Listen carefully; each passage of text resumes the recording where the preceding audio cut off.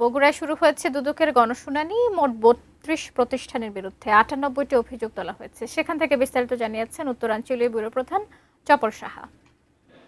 ধন্যবাদ। আপনার দেখতে পাচ্ছেন যে গণশুনানি শুরু হয়ে গেছে।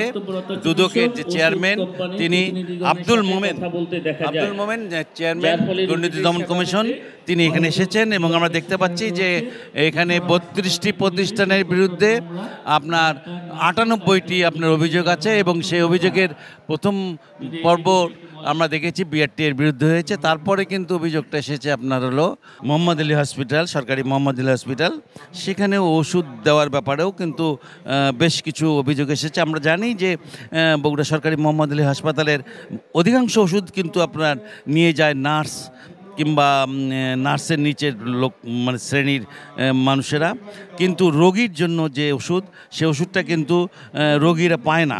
এটা কিন্তু বাস্তবতা, এটা সবাই জানে এবং ডাক্তাররাও জানেন এবং ওখানকার যে পরিচালক তিনিও জানেন।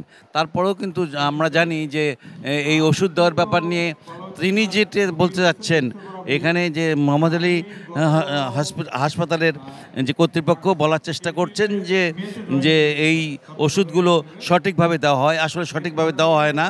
আমরা এখানে দেখতে পাচ্ছি যে হাজার হাজার মানুষ কিন্তু এখানে এই জিনিসটাকে মানে তারা এই জিনিসটা অনুভব করতে পারছেন এবং তারা জানেন যে বগুড়ার এই মোহাম্মদ আলী হাসপাতালে হয় সব কিছুই ভালো হচ্ছে, কিন্তু ওষুধটা আপনার যখন তারা দেয় সে ওষুধটা কিন্তু আসলে যারা রোগী তারা কিন্তু ওষুধ পান না। মোটামুটি এই আমার কাছে ছিল গণশুনানি থেকে সর্বশেষ।